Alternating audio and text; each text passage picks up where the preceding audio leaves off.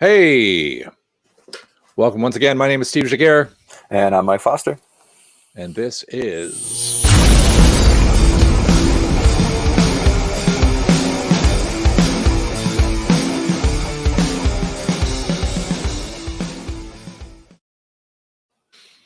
We're on different sides.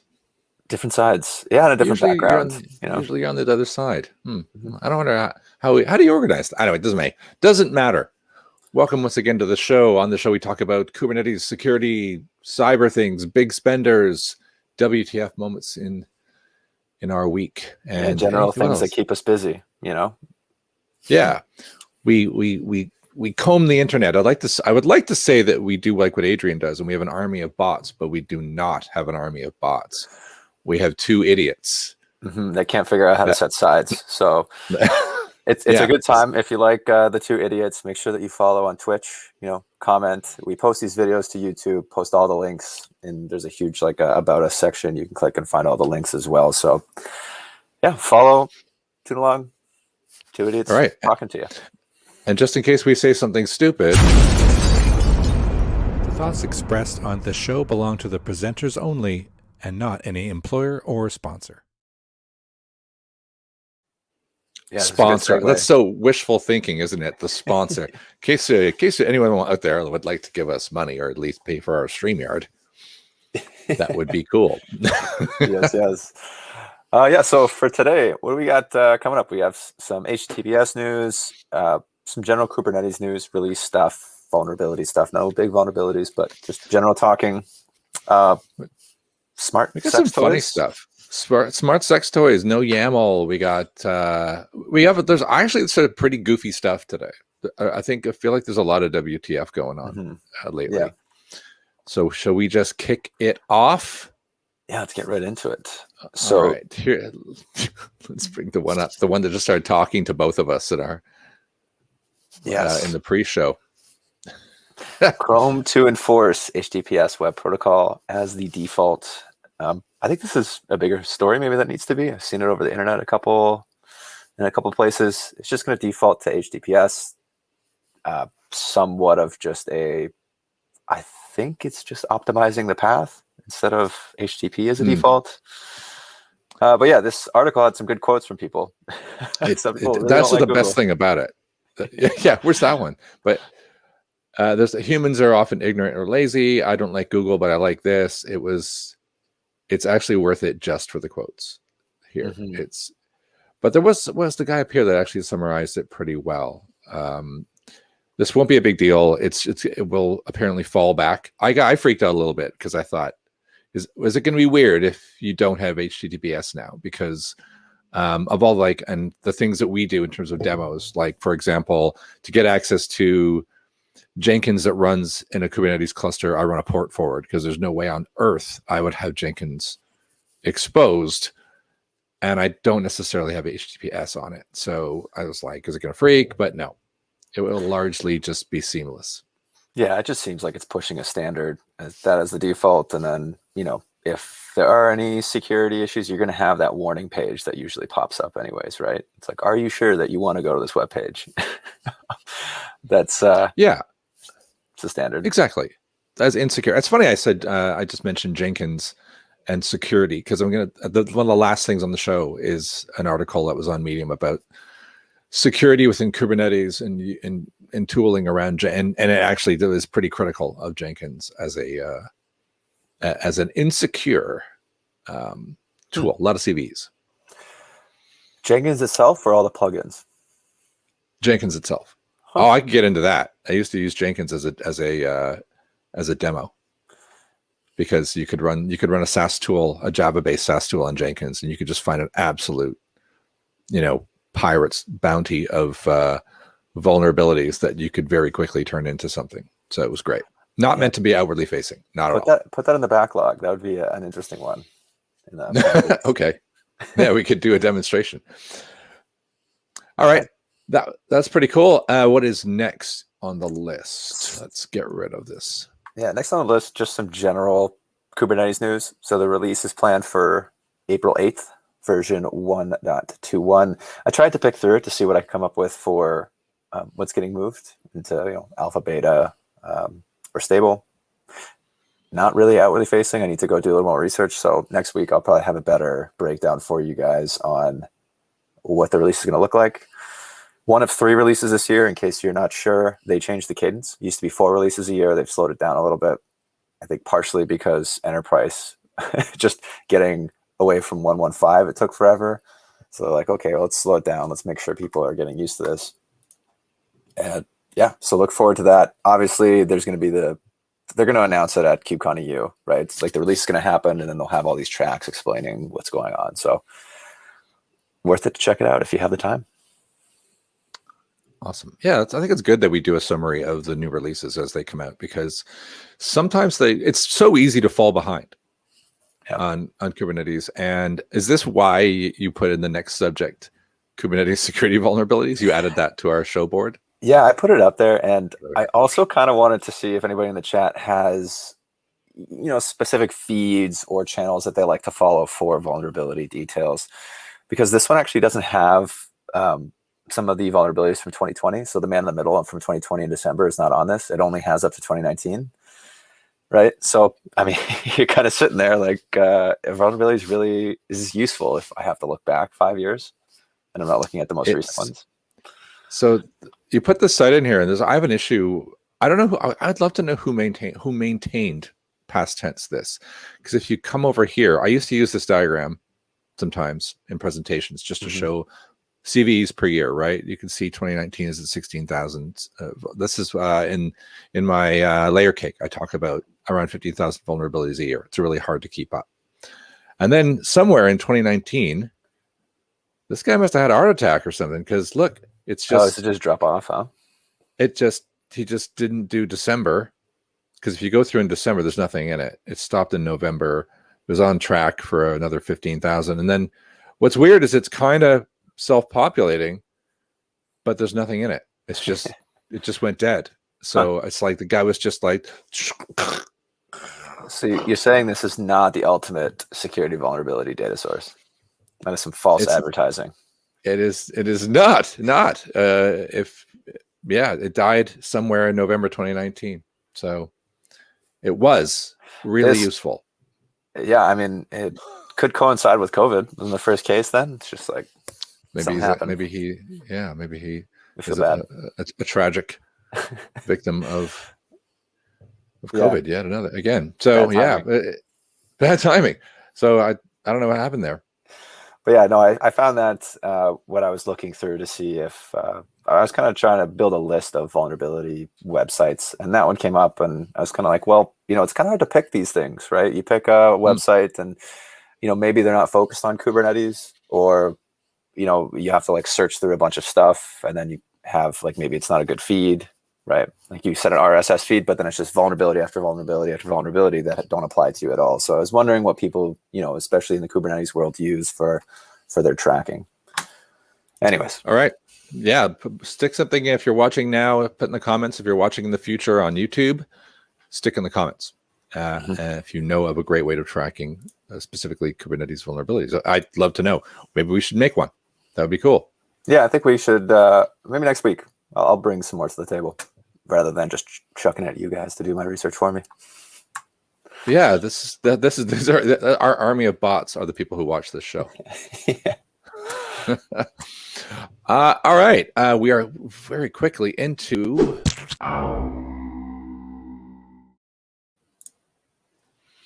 the first. So this is the joke Kubernetes or container joke that is in every presentation. Hey, a picture of a shipping container. Back when I worked at Aqua, probably not anymore, but back like when it first started, we'd get calls from people looking to buy locks for containers. Like it really actually happened. Like they thought you were selling reinforcement for shipping containers. That doesn't happen anymore.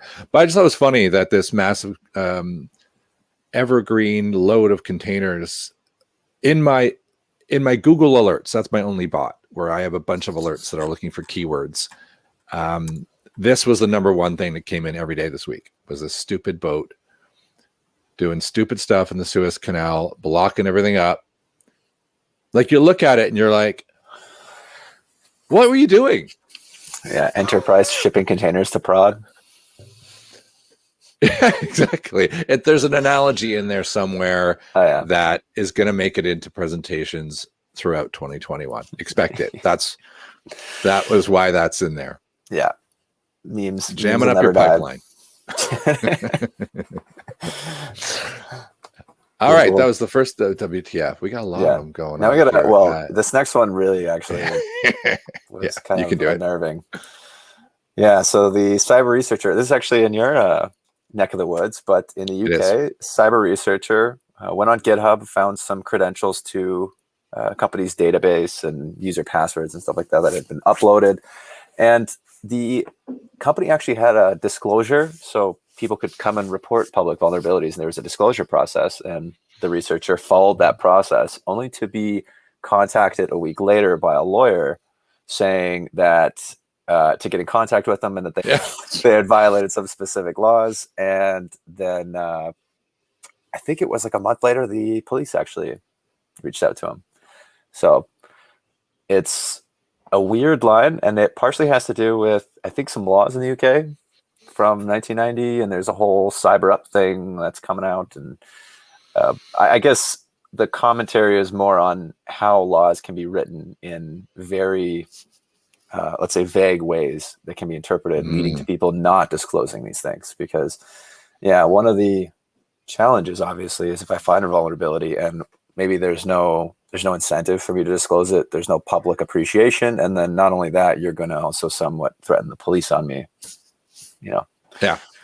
These things don't get patched. And these are people who are trying to do good, not people who are actually malicious, because they're not going to contact you when you have vulnerabilities. So it's a weird process, and I'm very surprised that this company did it.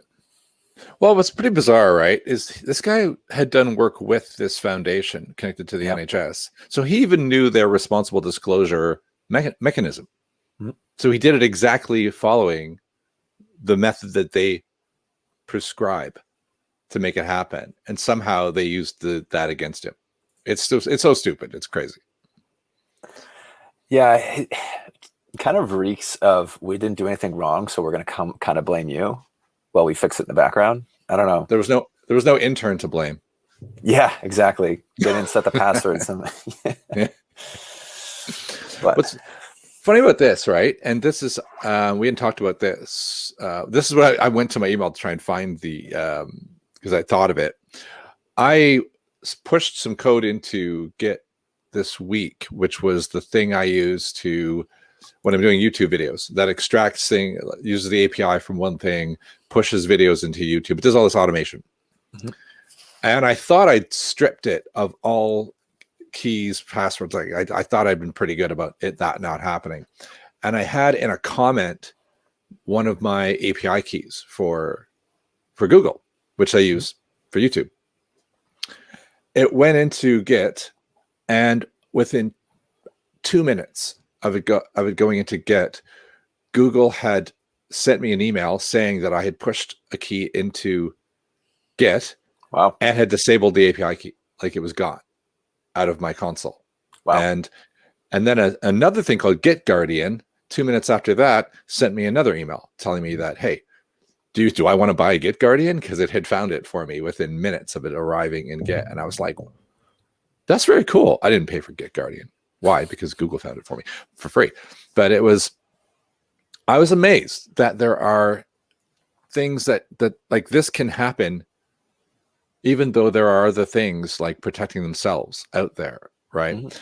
But what also kind of freaked me out a little bit was that if Google and the Git Guardian found it that fast, that means there are bad bots doing the exact same thing. Yeah, exactly. And to a certain extent too, if people know the applications that you're using, they also understand some of the, let's say, gates to access. So they know, like, for example, this person had worked with the foundation, so he also knew where to look, right? There's a little bit to it where you can only get so much from a bot.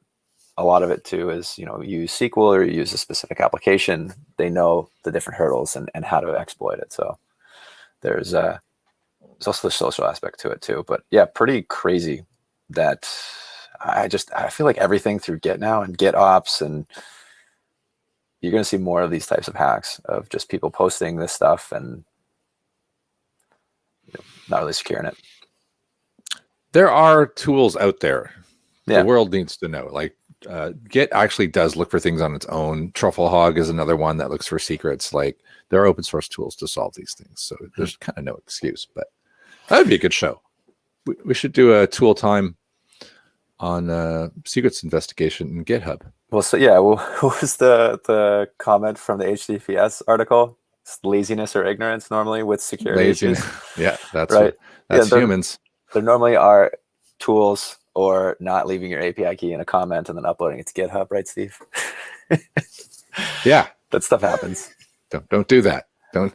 Even if I stared at it, like I went through it and went, I haven't done something dumb here, right? Because it wasn't that much code. It's cool that Google did they disable it or did they change the key? No, it's gone. Wow. It was I went to the console and no, it wasn't gone. It was there, but it was disabled. I couldn't use it anymore. That's pretty cool. And so I created a new one and uploaded that into Git. No.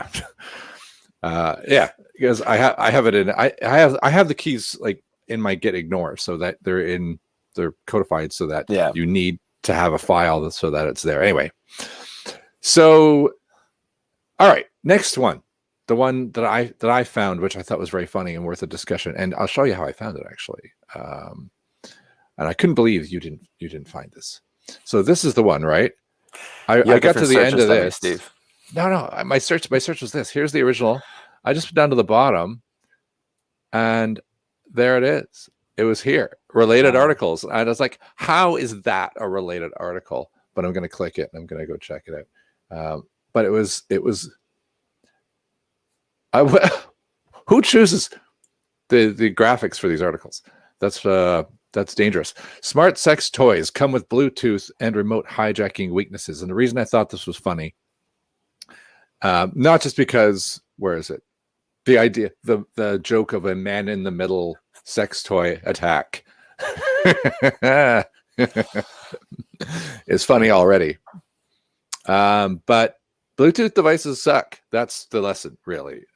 They have this one, the just works method of Bluetooth pairing. You probably know this. If you ever buy Bluetooth gadgets, they never seem to pair in the same way. Some of them send you a code. Some of them just pair. Some of them, it's the level of security seems a little inconsistent, and that's because it is.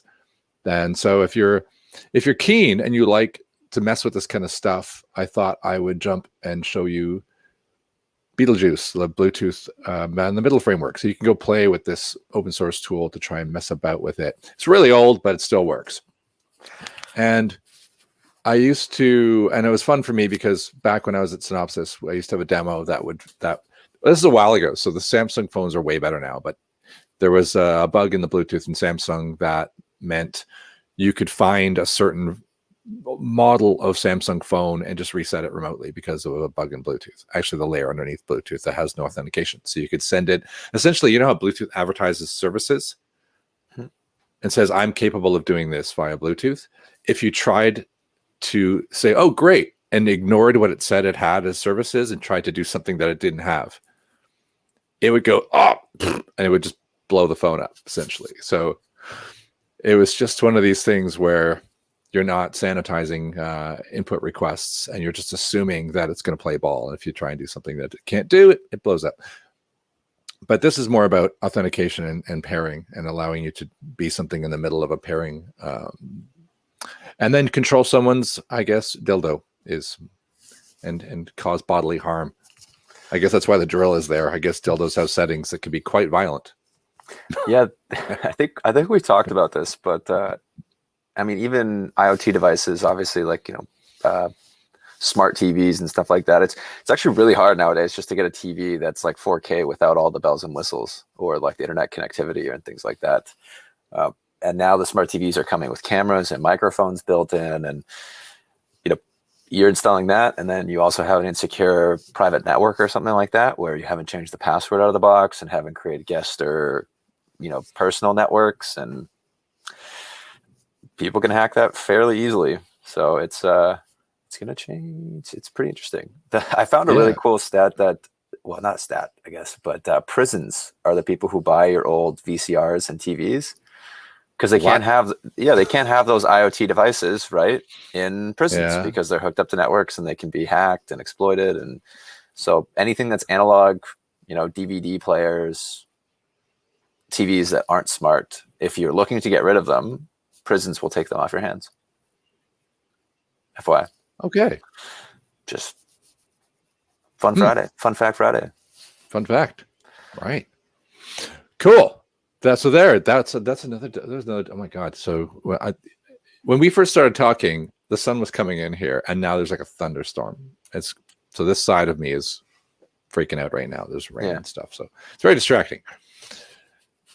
Next, everybody hates YAML. Do they though?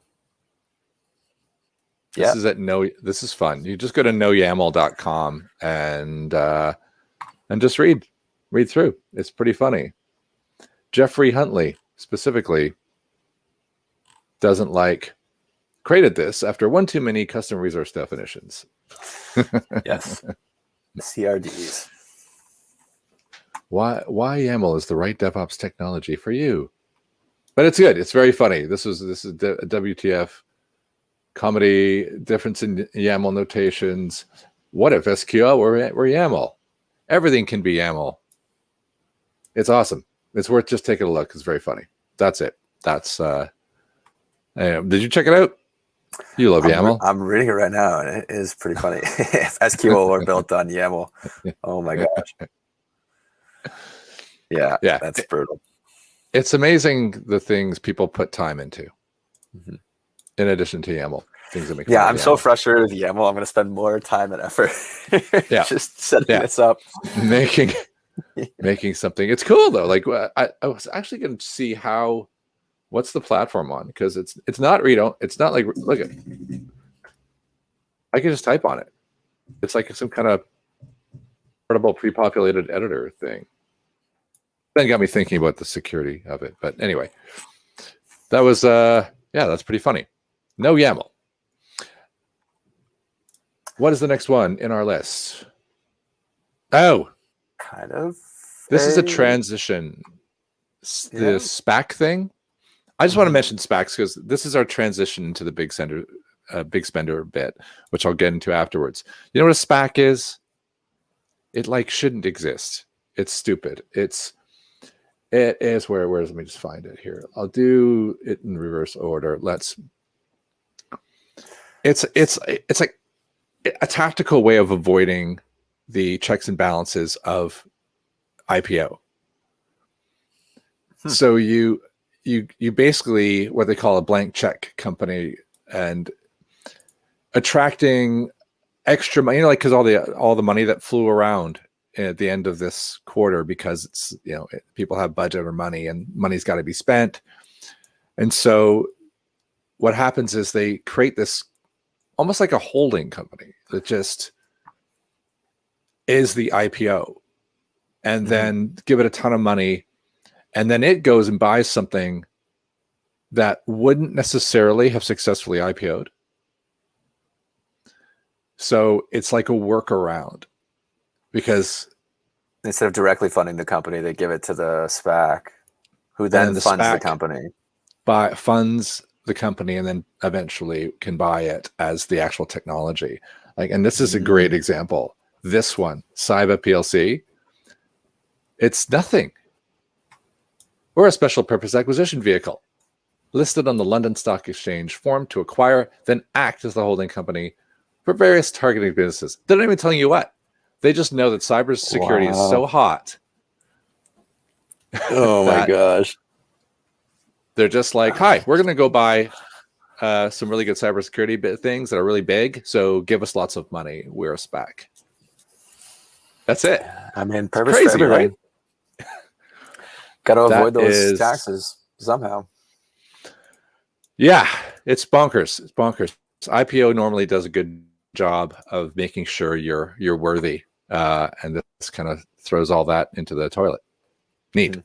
Yeah, the thing I will give IPOs, because known some people who've been a part of some companies that have IPO'd and things like that, and you realize you have like more float, let's say, more float capital to weather the storm in like a case like COVID, right? So it's good and bad to that stuff. It's pretty weird.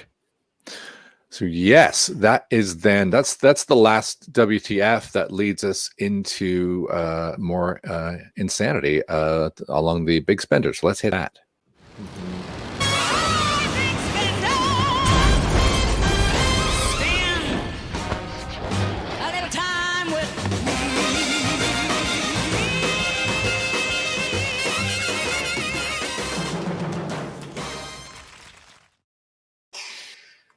For the record, no rockets flew up this week, as far as I know. Yeah, we went from rocket to boat crashing, though, so it's like, That's true. That qualifies. Different type of vehicle. You want to do which one? Do you want to do the Tanzu one? Sure, we'll do Mesh 7 the VMware first. One first. Yeah, so Mesh 7. We'll do Mesh 7. Yeah, VMware acquires Mesh 7, a secure micro API gateway for contemporary applications. Yep. So VMware did this. They also acquired Octarine, I believe, either early last year. So they're obviously making a little bit of a security play. This is a very, very niche case. So and I'm kind of interested to see how much this goes for, considering that they had 150 million in funding originally by Splunk, actually. So interesting little project. It's more of a tie-in to service mesh frameworks already that does more fine-grained layer 7 routing and security features. So this would be more specifically inside a Kubernetes cluster. You'd need a service mesh in order to get traffic in and out of your containers, and actually basically you're doing a layer 7 routing. So you're looking at the first, 32 bits, but you can also look at a little bit more of the request to see what exactly is happening. Now, originally the functionality with service mesh is so that when you think of like a CNI, and you have a microservice, you're going to go out to the CNI, and the CNI is going to say, okay, you might need to go to this pod or this pod or this pod, but the CNI might not have an accurate visualization of where the closest pod is. And so by having service mesh right next to you and doing layer 7 balancing, I might be able to say, hey, the process is right next to me and it's one less hop, right? Technically, it's actually 2 more hops, but if you're staying within the node and not doing that, it's less hops. Make sense? Hopefully that all makes sense. Makes sense to me. Yeah. And so, yeah, what they're doing is if you have that layer 7 framework and that service mesh capability, now you're adding on another little bit of application code to then say, not only that, we're going to make sure that you have MTLS set up and that request coming from that is secure and going to the right pod. So it's kind of like a little add-on. I'm not shocked. So VMware don't really have anything that really uses network policies at scale for security. What they do, because they sell obviously vSphere, is they like to look at security for networks in terms of hypervisors, right? So you don't actually need to control network policies if I can just control at the hypervisor level. That's their approach to it. So what they're doing is they're saying, instead of using network policies, like network policies are always there and you can use them, but they're saying, okay, we'll control at the node in terms of in and out into the node. And then this layer 7 routing, this mesh framework, is going to work with a lot of the traffic within the node in Kubernetes. That's the play. So, I mean, it's one play. One of the problems that you run into with something like this is you are somewhat even more locked into Kubernetes, because, like, let's say you don't want to, like, if you're going to Google, you're not really managing the virtual machines, right? That's why Google pushes Istio. It's because Google will manage a lot of the firewalls and the default networks, and you'll set that up using Terraform or something like that. And then all you really care about is traffic inside the cluster. So Google says, okay, well, run Istio and set up a load balancer, and you have layer 7 load balancing and traffic management. So it's very specific for their products, and it fills a hole that they have. Right. Now, how effective it gets, because I think as of last year, there was only like 30 companies that were running Istio or service mesh in production, I want to say. I know it's grown, but this, I think, is a very forward-looking acquisition. We'll see. I don't know if anybody else has any insight in the comments. I'd love some. But that was my takeaway from reading about this. That's the story that they're probably going to tell. But really, you're only going to get something out of this if you are doing layer 7 routing inside the cluster with a service mesh. And it's like that very specific niche case, right? Yeah. I thought what was informative, all of that was very informative. I just thought if you want to do alignment, if you're familiar with things, the very last paragraph says, differentiates it from Istio, Linkerd, Glue, Traffic Mesh, and aligns it with Kong, Apogee, MuleSoft, etc. What was funny about this paragraph was that of all of these companies, the only one I'd never heard of was Mesh 7. Yeah, we got to put it up there with them. So yeah, it actually is an interesting approach too, because you have companies like Citrix, which work a load balancer and Ingress controller, and they don't do service mesh, but they still do layer 7 routing through the Ingress controller, right? So there are alternative ways to achieve the same sort of visualization and security in the cluster without having a service mesh, without having a sidecar on every container, right?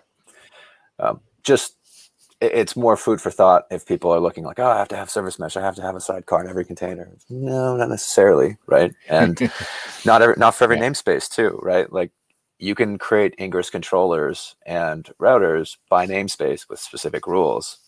You don't necessarily need to have a container on every single application, right? So, right. Anyways, damn right. Cool. That was a lot more information about that than I was expecting to get. Thank you. That was good. You said you had some new stuff, and I was like, very cool. All right. Next big spender thing. Yeah. It did it again. It autoplayed something. What is this? What is the deal with that? Things that autoplay stuff when you get to the website. WTF? Yeah. Jeez. Come on. So there's a few on here. I'm calling out Wiz. Wiz is like a year old, maybe. And they just announced a big whacking load of money, 130 million, which is ridiculous. How is that round? Is that like a Series B? Does it say? I didn't check. Series B. Unnamed investors. But previous investors were Sequoia Index Cyberstarts. Okay, sure, cool. But that's like 130 million for a B. Do you think Series B, when they say unnamed, they mean like SPACs? Like it's just it's like companies that just getting money funneled into it. I don't know. I don't know what's going on though. Yeah, I don't have a clue. What's funny about Wiz? So Wiz plays in our space, right? They're another Kubernetes and cloud native security solution out there. If you go, I've been a few times to check out their website and see what gives. It's like wiz.io, I think, is their website. I'm sure I could link directly to it if I just followed this link here. Is that going to do it? It is. Yeah. Free advertising for Wiz. How about that? Oh, it's changed. Look at that. They actually have. See, only like 3 months ago, there wasn't even something like this. Like there was, you had no idea whether it was even a product. You're just kind of like, okay.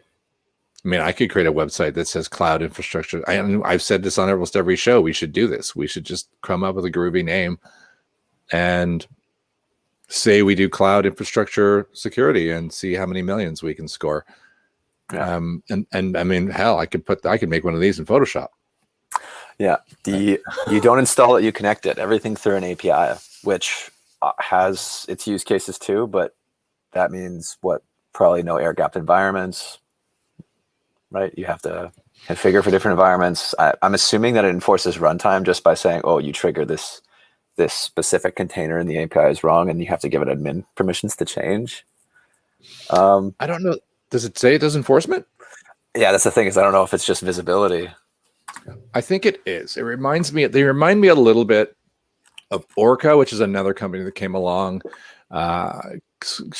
claiming, and Orca is funny because if you Google Orca versus Prisma, or just do that at some point, because I don't think we've got into that one on the show because it was kind of before we started, but they did these head-to-head videos on YouTube where they just basically, it looks like a newsroom. It's really like they put some money into the production of the video, and they just trash Prisma. Like, Prisma's crap. It's like, it's obviously, it's like one of those lame charts you see in sales when a vendor comes in and here's our product. Look at all our tick boxes. Here's the other guy, no tick boxes. And it's like, but they're your tick boxes. So of course you have all the tick boxes, right? Yeah. You're going to structure the questions specifically for your bot, like, so you can tick them off. Yeah. And that was what they did, this head-to-head technology challenge with a live guy checking all these things. And just, I think Prisma or Palo sued them for the video. And they've, even since then, the owners have tweeted like almost heckling them. It's crazy. That's Orca. Check that out. Google Orca Prisma. Maybe we'll do that next week, right? Yeah. It's funny. Put it on the WTF. There's a war going on there. But nevertheless, Orca does agentless. So just the fact they say agentless is having a little crack at anybody who needs an agent. So something that goes in the node to do security. Anything that goes in the node, even like App Dynamics, they have an agent. Everything has an agent, right? Because if you're there, if you're running eBPF, you have an agent doing something. So they're saying security agentless. And I think the way Orca does it is it uses cloud snapshots or something, or spot instances or something, so that it goes boop, it pops up something that it can scan that is a moment in time. And so it can know what containers you've got. It knows everything, but there's no possibility for enforcement. It's just awareness. Yeah. One of the other issues too with agentless setups in general is you use a lot of network bandwidth, right? Especially once you get to scale, because really it depends on what information you're collecting. But the benefits of having an agent too is collecting the information, also formatting it in a way that's shippable at the source. So just, it doesn't necessarily apply in that case, but it is one of the big, like when you are picking this, if you're going to scan and you have 100 clusters and you're scanning all the APIs and you're pulling all the Kubernetes objects every 10 seconds, right? That's going to be a lot. So yeah, just really depends on how you're scaling, what your use case is, and what you're trying to look at. The other thing too is like, what's visibility? You're just gonna, I'm assuming they have integrations into other services, because okay, here are your vulnerabilities. Okay, well, how do I change this? How do I enforce this? How do I fix this? Right? I don't know. They're really quite new. I don't know. Yeah, see a demo. I bet you if I click that, a Salesforce, my phone rings just instantly. These are my big questions. Yeah. Oh, it's good. Yeah, I hate that. Shut up.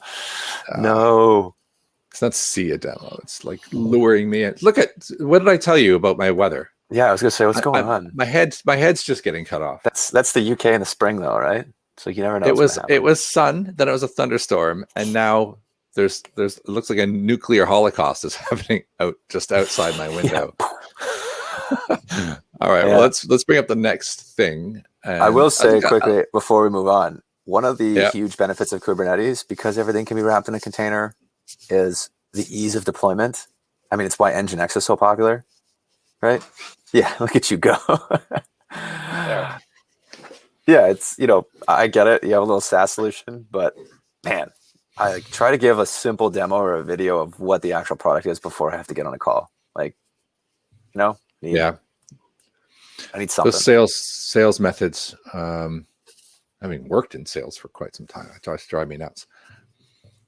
All right. That is the end of our big spender section, unless anything's crossed your path in the past hour that I missed. Nah, nothing right now. All right. So the last thing, which is sort of like a tool timey thing, is caught my eye from 22nd. Let me bring it up. This article. So there was a few things about this article that I liked. I mean, I just thought it was interesting that it said how to easily, anything that says easily, and then Kubernetes, and like, whoa. I'll read that. So you read a lot of blogs. There you go. There's some tips. Easy Kubernetes, and then other thing. I'll probably read that article. But this went through and just talking about securing Kubernetes and Jenkins, and actually, this is the reference I made at the beginning to Jenkins. Like he's do not expose your company's Jenkins to a risk of attack. Enhance Jenkins vulnerabilities in 2011 that have not been fixed in Jenkins. Like, he does the correct thing and says you need to have security around Jenkins because it's the keys to the kingdom. It connects to all your pieces and is inherently not particularly secure. So that is interesting that he's called that out, which is good. Excellent. If you do have a Java scanner you can get for free, like SonarQube I think has one, get the code out of Git for Jenkins because it's open source. Mm-hmm. And zip it through there and you'll see what I mean. It doesn't take long. The other thing I liked about it is actually this is a Fawn article. So if you want to, like, Fawn is kind of a DevOps enthusiast. People come together and they write articles under one roof. And if you go to fawn.dev, they have a newsletter and you can get alerted. That's another one of my research things is Fawn. Is I subscribe to Fawn and I'm on their Slack channel and I've been talking to them about doing a security section to it. So that's another cool thing. But also, other than AWS Cognito is worth reading about. And it's a good article, and I'm not going to go into the detail about it. But what caught my eye down here is when they're talking about the Helm installation was the reference to Kubernetes at home. And Kubernetes at home is this awesome Git repo by this guy called OneDrop, which there's probably a reference to his name somewhere here, but he has a Discord server. He often shows up and guests on Adrian Goines' Coffee and Cloud Native occasionally where they call it out. But it's got home Kubernetes. Like if you're looking for things to do in your home with Kubernetes, there's all sorts of just good things in here that you can do. Home cluster. And there's tons of Helm charts, even for things that if you just don't want to use YAML installs, there's a massive repo here of Helm charts to install like anything and everything. Mm-hmm.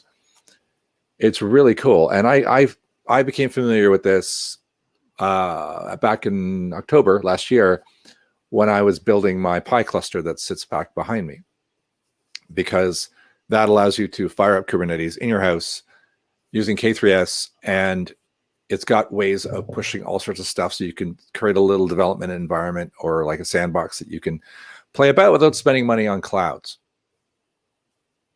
So I just thought it was quite cool that there's a reference here to it and how to get security, and you get the login screen. So it's a nice little tutorial that shows you the bits that if you just follow the tools on their own, you know what it's like when you do a tutorial, you follow it and it doesn't work. And you're like, huh? And then you figure out the sort of weird tribal knowledge they forgot to write down, right? Mm-hmm. That's why he's written this article. So it actually is pretty cool. I only saw it today, so I've only read through it and went, this is nice. So it's worth it. We should stick the link in. But most importantly, and also important, is that if you just like playing in Kubernetes and you want to buy a Raspberry Pi, this is Kubernetes at home is an awesome place to go. And I even threatened that if we want to do a live, I might wipe my cluster and show how easy it is to put back what I've got there in no time. I could do it in like 5 minutes on our next show if we wanted to do that and just go plat. Do it. And then we could say it like, look, you dare me. All right. So I will do that. It's on me to show you how fast you can buy a Pi and have K8S up and running on it and be running kube control on your laptop, like this. So no excuses, people who are looking to get into Kubernetes. Mm-hmm. Then you just got to deal with half the containers that aren't designed or built to run on ARM. Different problem. Yeah. What happened to NOYAML? Yeah. What happened to NOYAML? Yeah. Not all right. From that's the end. Can't get away with it. Yes, that is the end of the show. Is it? Yeah, it was a fun week. Yeah, we'll be back next week. Next meetup is April 8th. April 8th, yes. So we got Cloud Native Security, Kube Native Security, I think, on Twitch, but it's the K8S and Cloud Native Security meetup. We have Daniel O and I'm blanking on the other presenter, I think. But anyways, it's going to be good. Come hang out. Be there. Watch it. And we will have a show next week, right? Even though it's Good Friday. Yes. Some people we'll still have a show. Yeah. So we will, yeah, well, because you asked me if we were going to do it, and I thought, yeah, we're going to do it anyway. So don't think that we're not going to be here. We will see you in 1 week's time. Yeah. See you next week. All right, later.